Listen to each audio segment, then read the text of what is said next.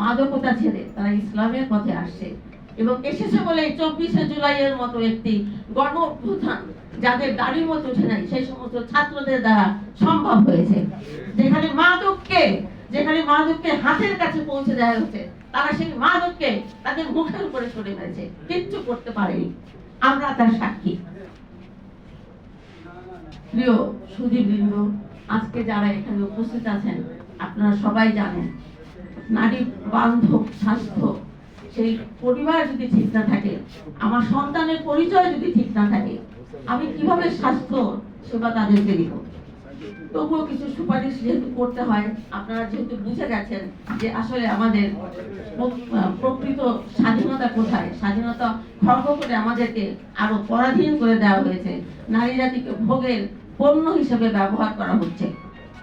বর্তমানে WHO মতো একটা জায়গা, যেটা যারা পশ্চিমা দ্বারা মিডিয়া দ্বারা চালিত হয়, সেখানে বলা হয়েছে, দেখো তোমার কর্মক্ষেত্র সারাদিন তুমি যাই করো না কেন, সন্ধ্যাবেলায় তোমার জন্য থাকবে একটি সুখের ঘর।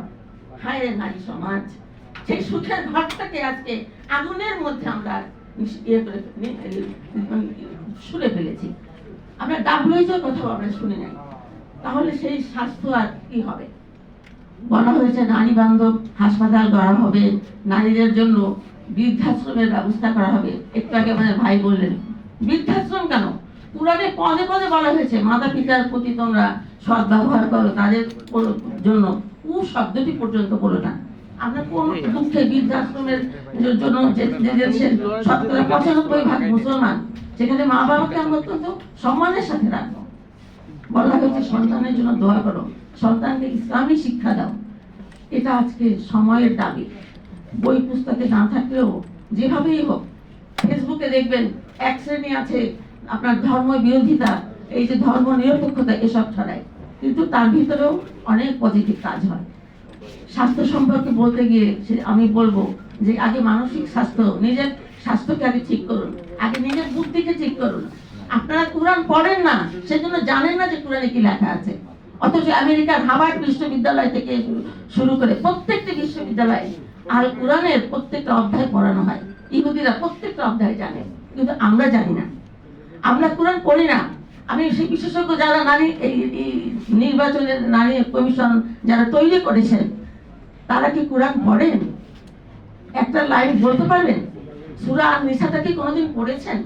সূরা তালাক কোনোদিন পড়েছেন?